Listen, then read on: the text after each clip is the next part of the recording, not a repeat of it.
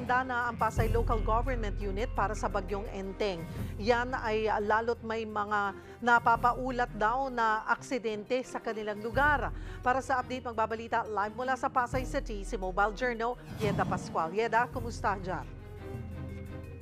Sir, nandito nga ako ngayon sa Pasay City para tingnan yung sitwasyon dito sa lungsod. Kanina na-interview natin si Mr. Mark Castillo ng Pasay City PDRMO. Ayon sa kanya, handa ang lokal na pamahalaan ng Pasay para magbigay serbisyo sa mga residente.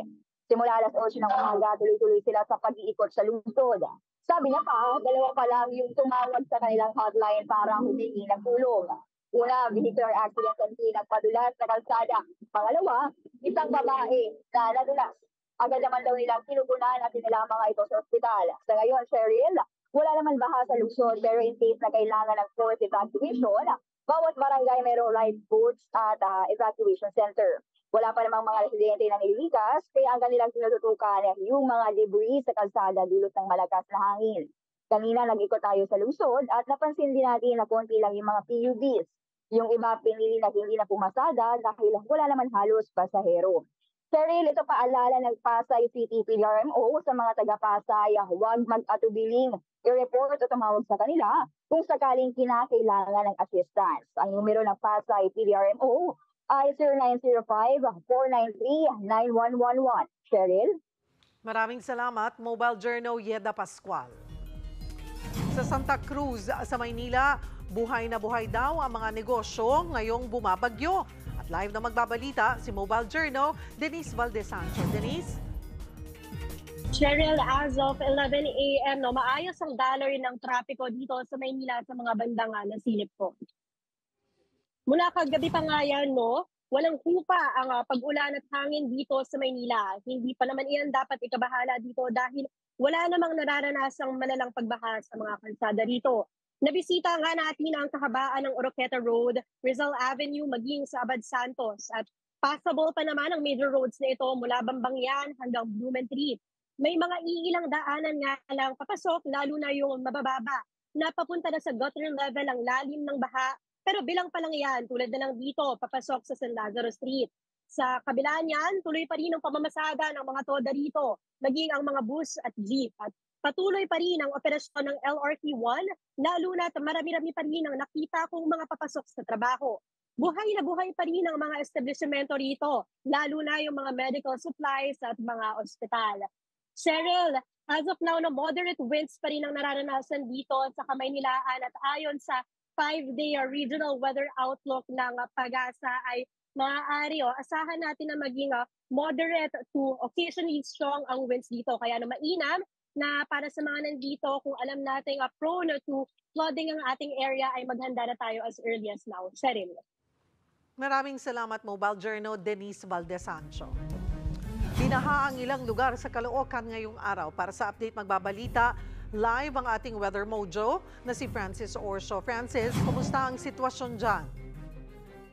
Cheryl, dito sa may Caloocan City, particularly in Barangay 176 Bagong Silang, ay bahagyang humupa yung baha na sa kahabaan nga dito sa Barugo Street. Kasi kaninang umaga ay hindi na madaanan ng mga kotse at ng mga motorista itong lugar dito sa Barugo Street dahil nga umapaw at inabot na dito sa kalsada yung tubig sa creek. At makikita nga natin may mga ilang kabahayan na inabot na rin ng tubig baha. Pero sa ngayon, sa pag-monitor at pag-check natin kanina, ay bahagyating bumaba ang humupa ang tubig baha dito sa mga bahay na nalubog sa baha dahil sa pag-apaw ng creek. Sherin.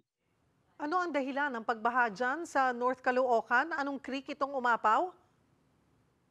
Yes, Sherin. Itong dahilan ng pagbaha dito sa North Caloocan City, particularly sa Barangay 176 Bagong Silang, ay dahil nga dito sa pag-apaw ng creek. Actually, kung makikita nyo nga dito, Sherin, sa aking gilid, ay patuloy pa rin yung pag-agos at pagragasal ng tubig sa may creek dahil nga dito sa tuloy-tuloy at walang kumpay na pagbuhos ng ulan bunsod ng bagyong Enteng, Sherin. May mga kinailangan bang i-evacuate? Sa ngayon, Cheryl, wala pa namang anunsyo ang lokal na pamahalaan ng Caloocan City para sa evacuation ng mga residenteng nalubog sa baha. Pero patuloy ang kanilang pagbabantay. Kanina rin may mga nakita tayong City Disaster Risk Reduction Management Office o yung mga nagro-ronda para nga tignan yung mga residente na apektado nitong mga pagbaha, Cheryl. Kumusta naman yung paghahanda at pagresponde rin ng LGU? Cheryl, pansamantalang sinuspende rin ng Nasaan yung Caloocan weather? LGU ang pasok sa mga pampublikong opisina at pati na ang tanggapan ng LGU ng Caloocan City sa kanilang City Hall. At patuloy naman na nakabukas ang mga health centers, sa mga barangay health centers at ang nakahanda rin ng CTDRMO at ang CSWD para nga doon sa mga residente maaring maapektuhan or posibleng malubog sa baha dahil nga dito sa tuloy-tuloy na pag-ulan ng bagyong Enteng. Cheryl.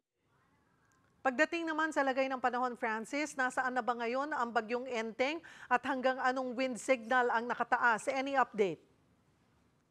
Yes, Cheryl. As of 11 a.m., based sa latest bulletin na nilabas ng Pag-asa, Cheryl, itong bagyong Enteng o yung sentro nito ay huling namataan sa may coastal waters o katubigan ng Infanta Quezon. At sa ngayon nga patuloy na binabaybay niyan ang north-northwestward sa bilis na 15 kilometers per hour. At kung makikita natin itong bagyo na to, may malawak na kaulapan at maraming probinsya at lugar nga dito sa ating bansa ang inuulan.